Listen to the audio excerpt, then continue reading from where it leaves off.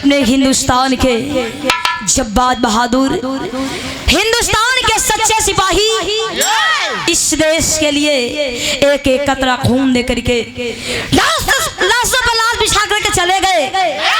सलाम बाबू बहादुरन के। लेकिन ये हिंदुस्तान के अंदर कुछ दोगला किस्म का भी रहलन, कुल मान सम्मान घोर के पी गई। तब वही तरह सीना तान के बात करिए, तन को शर्म नाम का चीज नहीं खे। भूमिका से कहे पर कैसे बात कर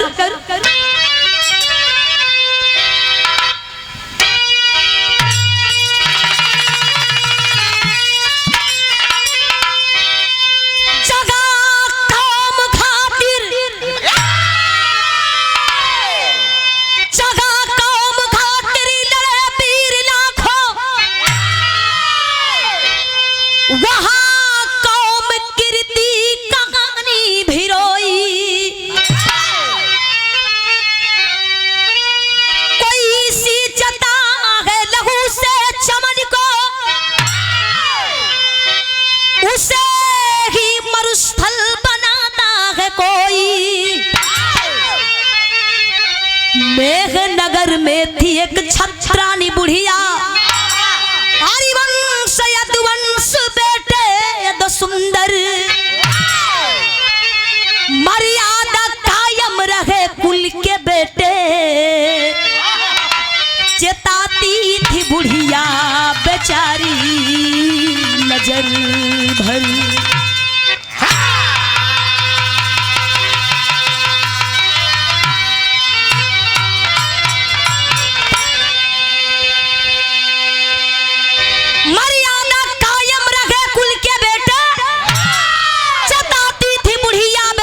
नजर भर। कहानी कैसन बा, कहाँ के बा? यही उत्तर प्रदेश में एक जगह बा, वो जगह के नाम मेहनगर बा। मेहनगर में एक विधवा मतारी, बुढ़िया मतारी, जौना माई के दूगो बचवा बाड़न, नाम रखल बा हरिवंश सिंह और यदुवंश सिंह। एक दिन बुढ़िया मतारी अपने दोनों बचवन के सीने से लगा के आंख में आंसू लेके हाथ जोड़ के निवेदन करत बा। आखिर कहत बा मास्टर गजल में कहे पड़ल कैसे?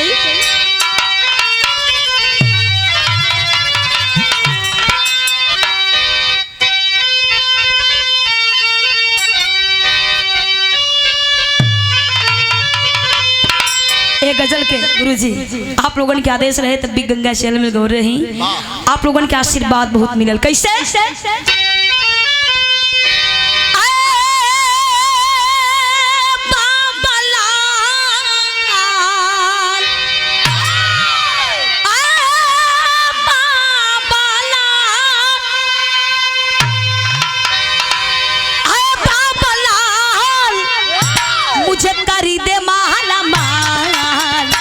मेरी लाटरी निकाल, मेरी लाटरी निकाल। क्या बात है? जिया।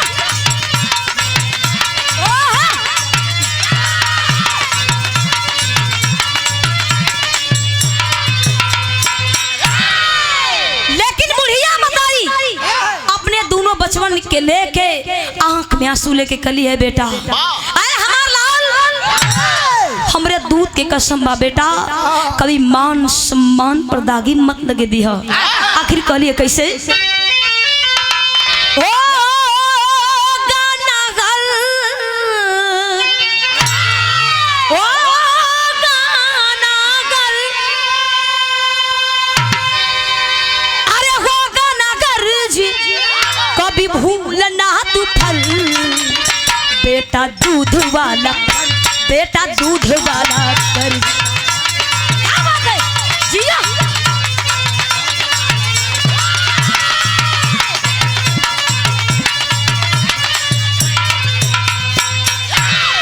और ये देखे इस भाव पर 101 रुपए दे करके सम्मान के आप हमारे गार्जियन, हमारे पूजन आदरणीय आप श्री विजय भैया जी, हमारे गुरु जी के आप भाई हैं, आपके चरणों में कोट कोटमन पूरे परिवार के नमस्ते प्रणाम बा। बुढ़िया मतारी का लिए बेटा, आए हमार लाल, हमरे दूध के कसम बा बेटा, सयान होके बलवान होके अपने मान सम्मान पर कभी दागी मत लगे दिया। मतारी अपने खानदान के परिचय दे लिया है बेटा, हमन के बड़ी मान सम्मान से जिहिला जा। मतारी परिचय देत बा जौहरी कहे पुरल आए जौहरी के स्वर्गीय रामदेव गुरुजी और बुल्लू गुरुजी लोग गावे। बुल्लू गुरुजी गावे कैसे मास्टर?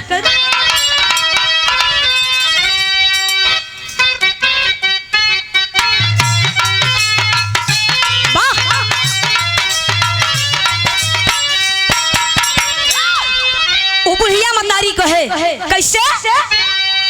यह शान गीत को गाए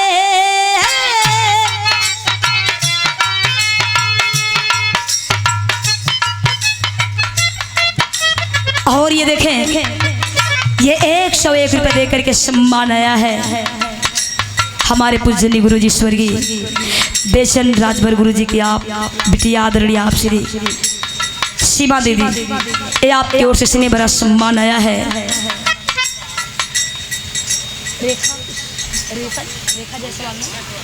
101 रुपए देकर के सम्मान है हमारे आप लोग गार्जियन हैं आदरणीय रेखा जायसवाल जी, ये आपकी ओर से स्नेह भरा सम्मान आया है। चरणों में कोट कोट नमन, आप लोगन के नमस्ते प्रणाम बा। आखिर मतारी को हद कैसे? यह शान गीत को गाए सम्मान से सारी नगरी, दुश्मन के आगे बेटा ना झुके माथ की पगड़ी।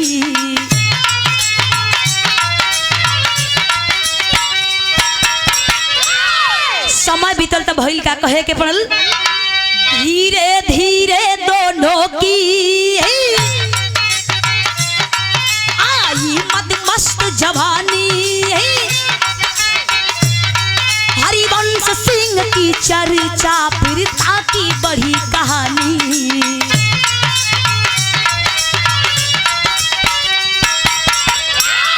समय बीतल हो भैया, धीरे धीरे दोनों बचवा जवान भइलन, दोनों बचवा बलवान भइलन।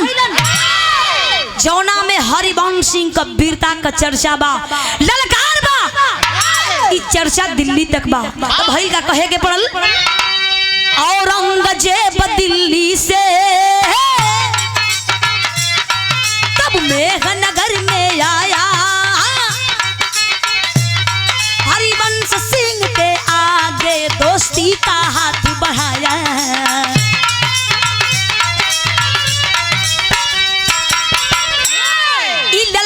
चर्चा दिल्ली तक बा। दिल्ली के मुगल शासक औरंगजेब तनको देरी नहीं कैलन, तुरंत अइलन मेहनगर के धरती पर। जब मेहनगर के धरती पे अइलन हरिवंश सिंह के बुलवा करके आखिर औरंगजेब दोस्ती कर लिए। दोस्ती इतना गहरा हो गई, इतना गहरा हो गई, एक हिंदू और एक मुसलमान एक थाली में खाए लगलन। तब भइल का कहे यहाँ तक तो स्वर्गीय बुल्लू गुरुजी गाँव में, लेकिन स्वर्गीय रामदेव गुरुजी गाँव में कैसे मास्टर? हो गई दोस्ती पक्की, बंध गए प्रीत के धागे, एक दिन रंग को बोला हरिवंश सिंह के आगे, देकर के बच्चन ये साथी साथी से नकीब करीना, दोस्ती का मतलब होता साथे जीना और मरीना, दोस्ती रिश्ता में बदले है कहना यही हमारा, निश्चिता के साथ है शादी काला ये मीत गवार। जीना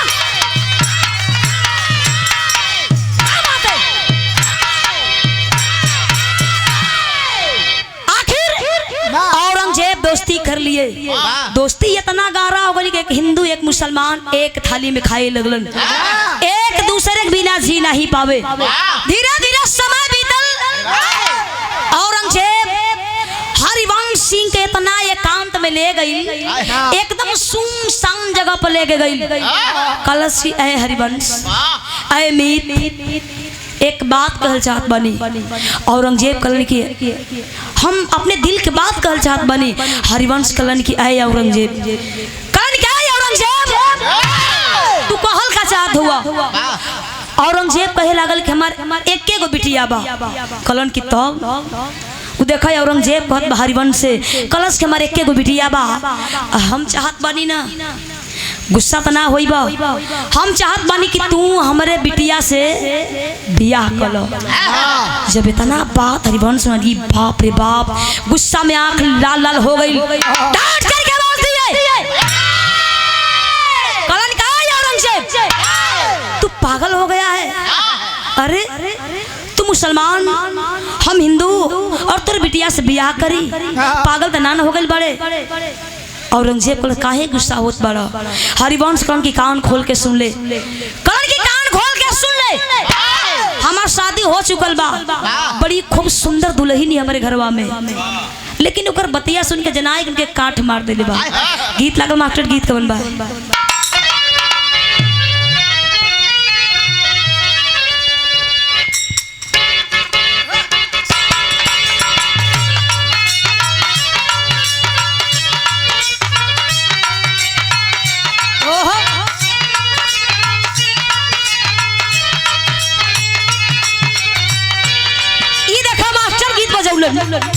कोनो मर्द मेहरारू झगड़ा लगलन करे, मेहरारू कहे लगल ढेर हौहा मत, हम कहते कि मान जा, यही में भलाई बा, आ ना मन बनत हमके आवेला।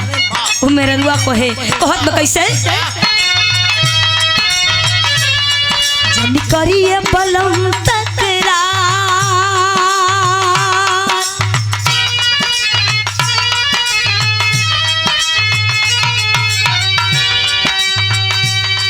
जन करिए बलम तकरार, न हो जाई मजा बेकार। क्या बात है?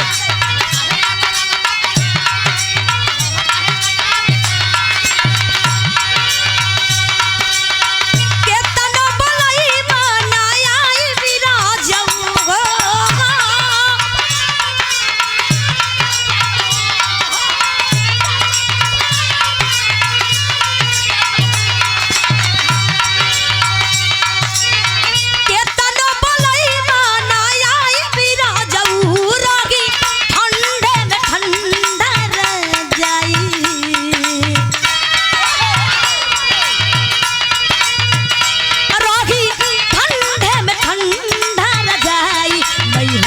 चली जाई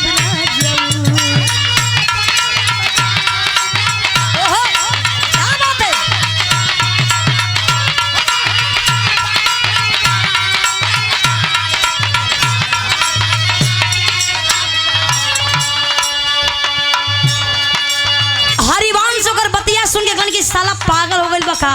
हरिवंश कहे लगलन, ई सरवा पागल हो गइल बका। बतावा हमार दोस्त होके कहत बा कि बिटिया से बियाह करो, कलन कैसे? हरिवंश कहे मन मार, ना सोना धर्म हमार। क्या बात है?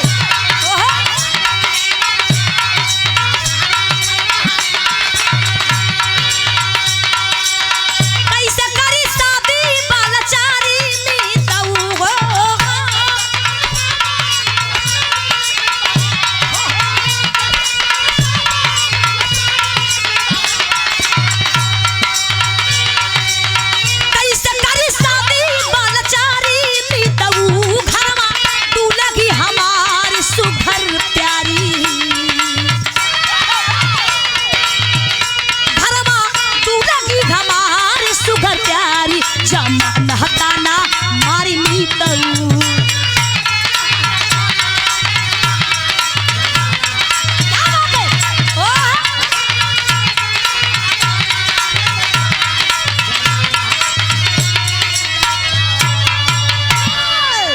हरिवंश कलन की आए औरंगजेब, तू मीत हवे साला कि तू गद्दार हवे।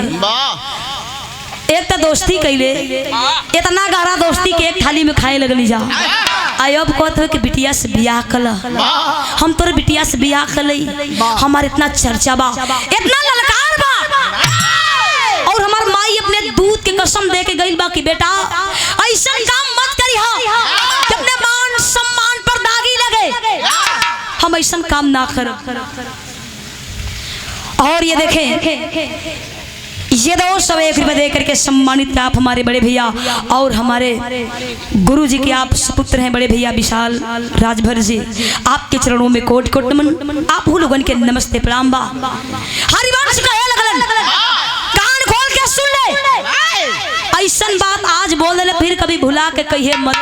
औरंगजेब गुस्सा देख के गनगन गनगन कांपे लगलन, कलन की अहे मीत आए हरिवंश, अरे मर्दबा तू शादी मत करी हमारे बिटिया से, लेकिन दोस्ती के तब बरकरार रखा। इतना गुस्सा हो गया आज के बाद कभी ना कहब। फिर से दोनों जाने एक थाली में खाए लगलन, एक दूसरे के बिना जियल मुश्किल हो गई। समय धीरे धीरे बीतल, औरंगजेब जब दिल्ली जाए लगल, हरिवंश का हो जा तनी दिल्ली रह तना पाई, हमार तो मन करत बा तू चला साथे। हरिवंश कलन की गैला में का लगत बा। और ये दो सब 1 रुपया दे करके सम्मानित कि आप हमारे गार्जियन, हमारे पूजनीय, हमारे गुरु जी के आप बड़े सुपुत्र हैं संजय राजभर जी, आपके चरणों में कोट कोट नमन, पूरे परिवार के नमस्ते प्रणाम बा। हरिवंश कहे लगलन, जाए देतना प्यार से गलती तो कई बेर कले, सब तो भुला गई, माफी मांग लेलस, लेकिन गैला में का लगत बा। हरिवंश औरंगजेब के साथे दिल्ली गईलन हो, औरंगजेब के दरबार में बड़ी स्वागत सम्मान होत बा के कर हरिवंश सिंह को स्वागत सम्मान होत बा, चाय नाश्ता होत बा।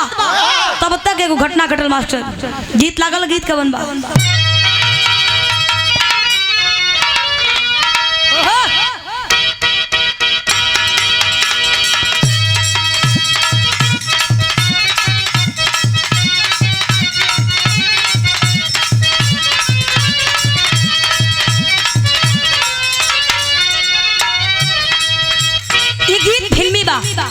गीत कौन मास्टर?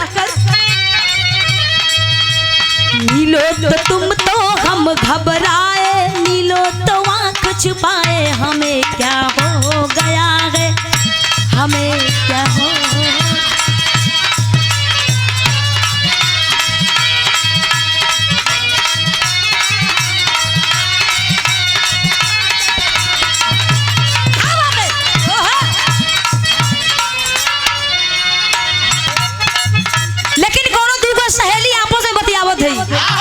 वो देखा दोनों बेशरमे रही, वो लड़किया कलश के कहो ससुरा में गई ले लू, कैसे कैसे बीतल कहत में कैसे नहीं हर से जब ससुरा गईलू,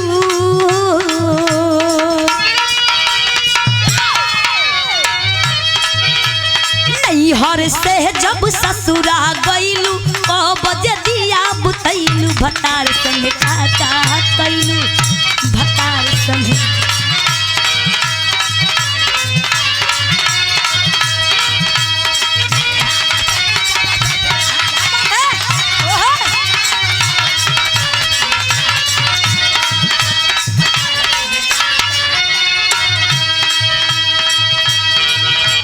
औरंगजेब के दरबार में चाय नाश्ता होत बा, चाय नाश्ता होत बा, चाय पियत बना हरिवंश, हरिवंश सिंह का चाय नाश्ता होत बा। तब तक है भैया इतनी खूबसूरत लड़की, इतनी सुंदर लड़की, जहाँ चायवा पियत बन वही जैसे कई बेर आई या कई बेर गई। एक बार नजर जब हरिवंश सिंह का लड़की की ओर गई, बन करी बाप रे बाप, का मालिक तू कबो कबो ऐसा अन्याय करेला, ऐसा कबो कबो अन्याय करेला, जवन बढ़िया चीज बा दूसरे के हवाले कर देला, और जवन हुए ना पसंद बा हमारे लगे रहे। वो कहे कैसे, देखा मुखड़ा चांद का टुकड़ा,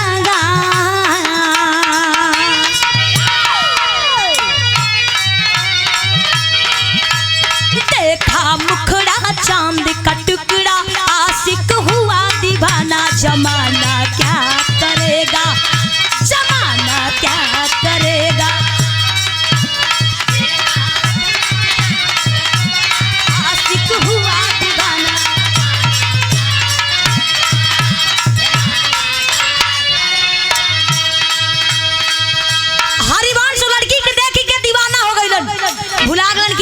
दूध के कसम दे के गई।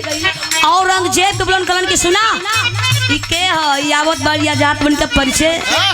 औरंगजेब कहे लगन की है हमार बिटिया हो, यही से कहली कि तू शादी कर लो। हरिवंश हाथ जोड़ी कलन करे भैया हम तोरे बिटिया से शादी करब, बहुत बढ़िया गलती कैली हम ना कह के, लेकिन तोरे बिटिया से बियाह करब। आखिर कैलन का कर लिया शादी गारी वंश धरा मानी जी त्याग हो।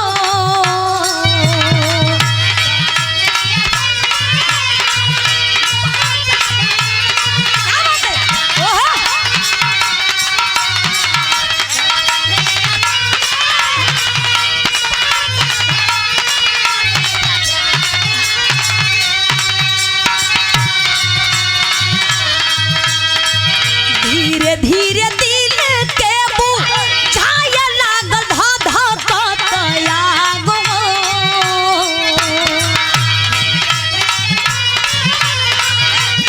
बहुत अच्छे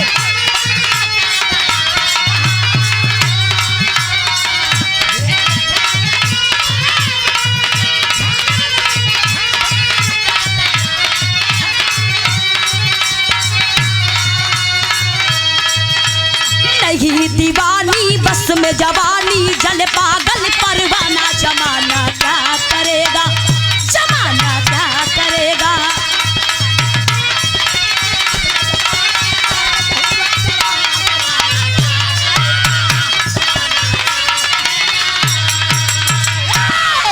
जवान हरिवंश क्यों ना कोर मुड़ के देखत ना हर बहन बिटिया के बड़ी सम्मान करत रहलन। माई का दूध के कसम ढोवत रहलन कि माई ऐसन कसम दे के गइल बा कि अपने मान सम्मान पर दागी ना लगे दे। हमर इतना चर्चा बा, इतना ललकार बा, आखिर सब कुछ भुला के और मुसलमान के बेटी से बियाह कर लेलन। बियाह क के लेके कहाँ मेहनगर के धरती पर इतना लोगन के भीड़ लागल बा कि हई देखा, इतना लोगन के मेला लागल बा कि हई देखा। हरिवंश का निकौने मेहरारू हाथ पकड़ के लेके घरवा में जात बड़न। हरिवंश सिंह का मेहरारू कली का हो डांट के बात देली हो कली का हो के लेके जात हुआ इनकर परिचय कल देख चिल्लो मत बियाह कैली हो इहो हमार मेहरारू हो। हरिवंश सिंह का मेहरारू हंसे लगल कलश की वाह आज ओ माई के आत्मा का कहत होई जन माई तो के दूध के कसम दे के गइल बा। आज वो माई रोवत हुई, माई का आत्मा रोवत हुई कलश की जा यही के लेके रही हा। आज के बाद हमके भुला जाई हो तेरी में कहे पल कैसे मास्टर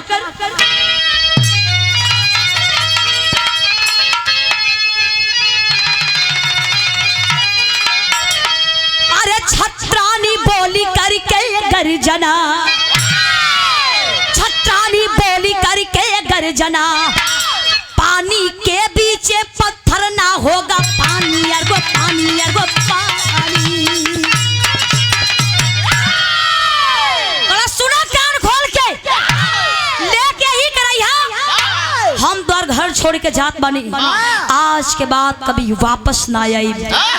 उ वीरांगना न नैहर गइल न ससुरा में रहल, आखिर गइल तो गइल कहाँ। गीत लागल मास्टर गीत गीत गाओ बहुत पुरान बा ऐसे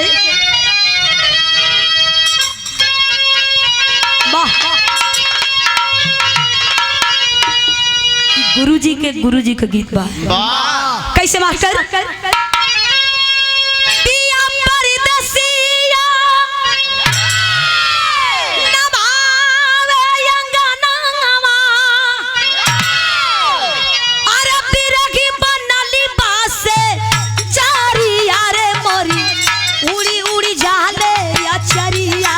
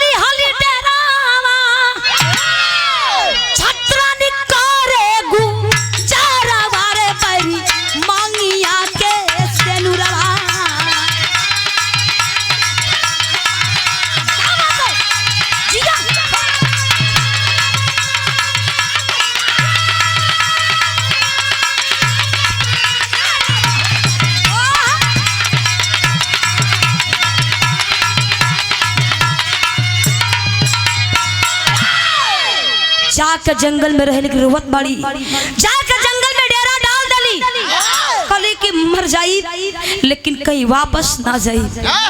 आज उमाई के आत्मा रोवत हुई। हाँ तो वो एगो मर्दे रहे, मेहरारू घर छोड़ के गई लेकिन खोज खबर नहीं लेलस हमार मेहरारू गइल तो गइल कहाँ। समय बीतल तो भइल किसका। इधर हरिवंश जन्माए दो ललनवा, अरे आजम यजमत हुए बालवनवा।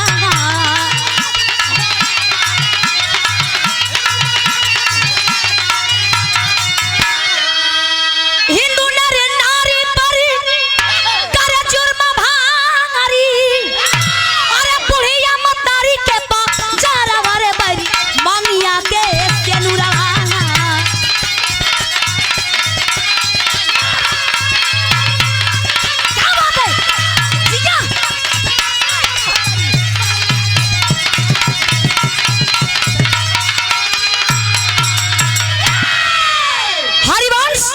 जौना मुसलमान के बेटी के लेके आई हलन, ओकर दूगो बचवा पैदा भइलन। हरिवंश सिंह का जन्मल। ओकरी जिद पर, ओकरी प्यार में इतना पागल रहलन, ओकरी जिद पर नाम रखाइल बचवन के आजम और अजमत। वो इतनी जिद्दी रहे, अपने बचवन के नाम आजम और अजमत रखवा दिलस। समय बीतल हो भैया, दोनों बचवा बलवान भइलन, दोनों बचवा बलवान भइलन। हाँ लेकिन अपने बिरताई का नजायज फायदा उठावे, कोई के सम्मान ना करे, हर माता बहनों के संग बड़ी अन्याय करे। यहाँ तक वो जंगलवा में जाके और बुढ़िया माई के भी सतावे लगलन। जौन माई जंगलवा में जाके अपन जिंदगी बितावत बा, ओ माई के जाके सतावे लगलन। कोई गांव से गलका हो भैया ई के हो, ई लोग के भी इतना अत्याचार करत बा। लोग कहल कि कारवत बाड़ू, ई तुम्हारे मर्द के जन्मल आजम और अजमत। माई के कलेजा फट गइल करे बा, हमार मर्द ऐसा कुकर्मी ऐसा काम कैलस, ऐसा गद्दारी कैलस अपने तपने। लेकिन दोनों बचवन के कैसन संस्कार देले बा। माई जंगलवा में रोवत बा, कैसे कहे के पड़ल।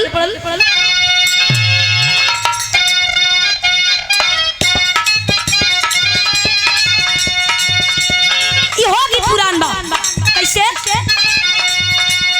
घुघुर बाजे घाघर बाजे और बजे करतार हो, 900 जोगी मंगल गान, 900 जोगी मंगल गान, नाचे प्रीतिया गान हो।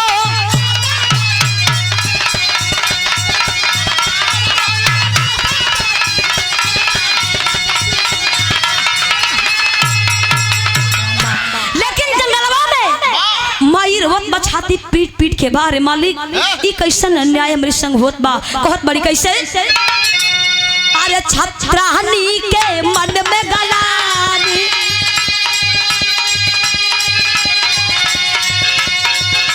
होवे लागल महान हो, बिगड़ जन्मवा हिंदू धर्म, बिगड़ जन्मवा हिंदू धर्म, कैसे बची भगवान हो।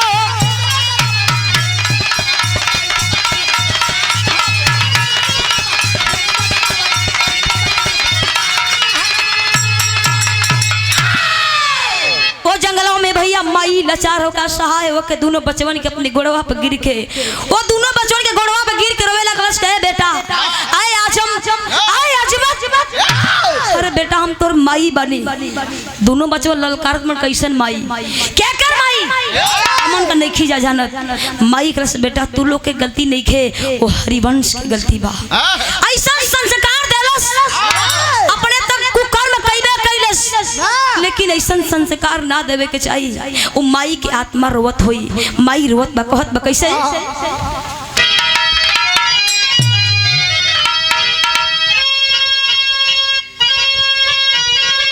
वो जंगलों माई और दोनों बचवन के गोड़वा पकड़ के रोवत बा।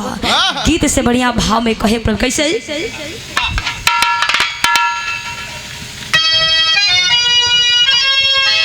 भारी भारी जाला नार नयनवा, भारी भारी जाला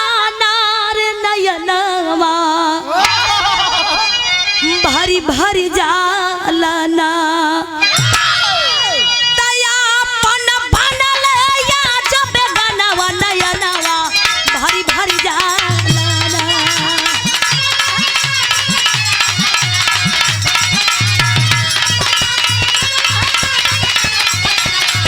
क्या बात है?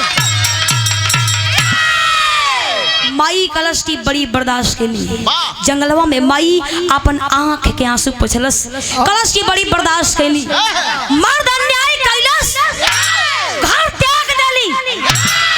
लेकिन हाई देखा हाई आजम और अजमत जंगलवा में आके सतावत पर आखिर ये जंगलवा के छोड़ के कहाँ जाई।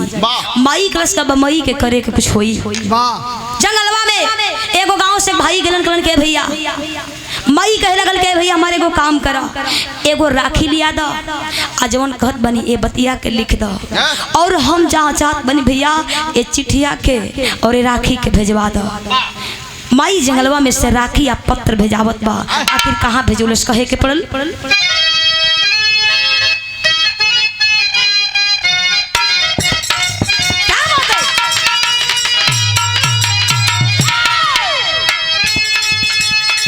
राखी पत्र पठाई छत्रानी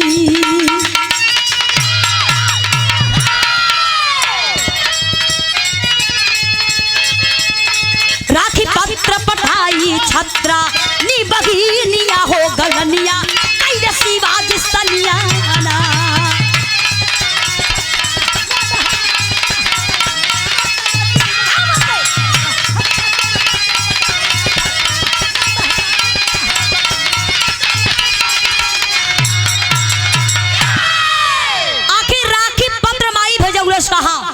मराठा कुल के शासक छत्रपति शिवाजी महाराज के पास खबर गई। एगो बहन के खबर एगो भाई के पास जाई तो काहे ना आग लग जाई। कहे पर कैसे? अरे लागल नागर के तना यगिनिया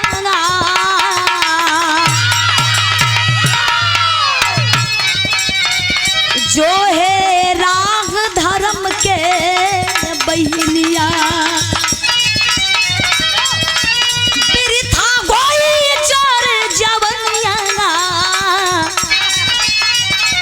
जबना रोगी जगत में पनिया। बारे छत्रपति शिवाजी महाराज अपन सेना सजा के लेके चलन कहा सेना सजा समर में चलले सायलानिया हो गलनिया कैले शिवाजी सनियाना।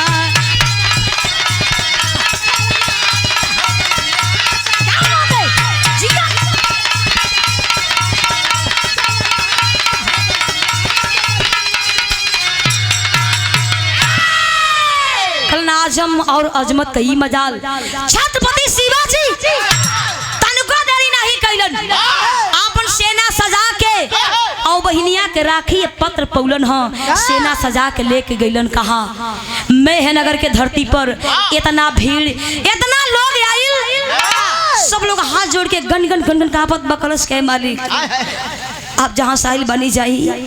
आपके चल गईला के बाद ये आजम और अजमत बड़ी अन्याय करी है, हमन के चैन से जिए ना दी है। छत्रपति शिवाजी महाराज कहलन कि आज के बाद अन्याय ना हुई, आज के बाद अन्याय ना हुई। आखिर कैलन का पापड़ से कहे पल कैसे बात कर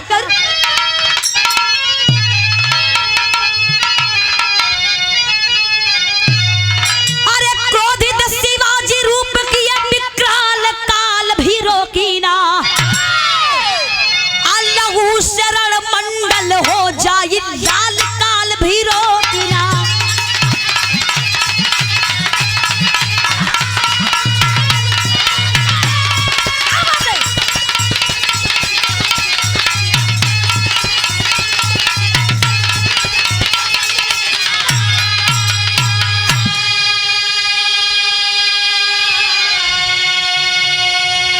बारे छत्रपति शिवाजी आजम और अजमत को बुलवाए, आवाज दिए,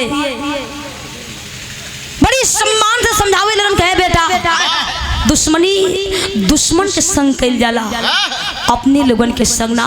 इस सब कोई यापन बा ई माता बहनों सब कोई यापन बात अपने संग अन्याय कौना खातिर काहे खातिर आजम और अजमत ललकारे हंसेलन हई देखा हई लाई लम सजेशन देवे आई लवन के समझावे छत्रपति शिवाजी कलन की कुल ऐसे ना मन है अब हम ही के कुछ करे खोई बारे छत्रपति शिवाजी आखिर कैलन का आल्हा में कहे पर कैसे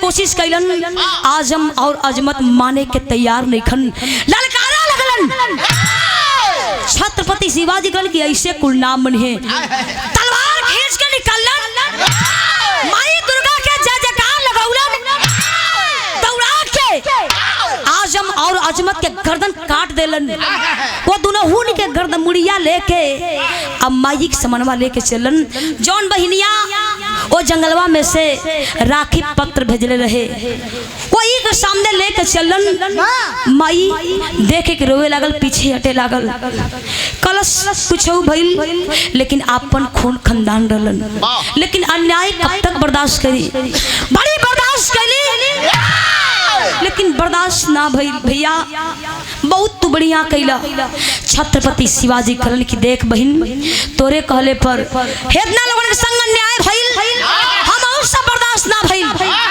तोरी कहले पर आजम और अजमत के गर्दन काट देली लेकिन हम तजात बनी हमरी चल गईला के बाद आजम और अजमत के निशानी कुछ बने के चाहिए आखिर आजम और अजमत की निशानी का बनल खड़ी से कहे पर कैसे माफ कर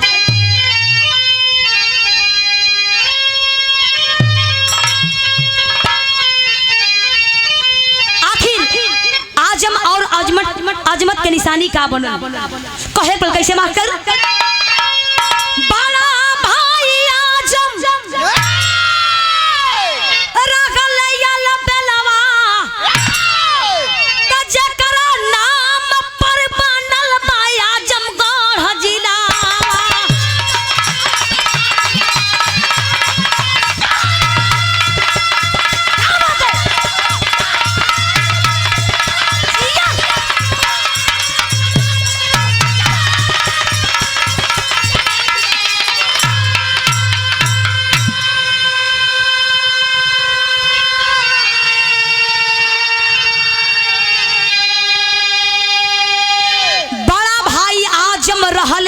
बेलवा त जेकरा नाम पर बनल बा आजमगढ़ जिलवा आजमत के नाम पर बनल एक शहरिया आ जेकरा के अजमतगढ़ जान नर नरिया टूट गया दोनों भाइयों के किरवा त जेकरा नाम पर बनल बा आजमगढ़ जिला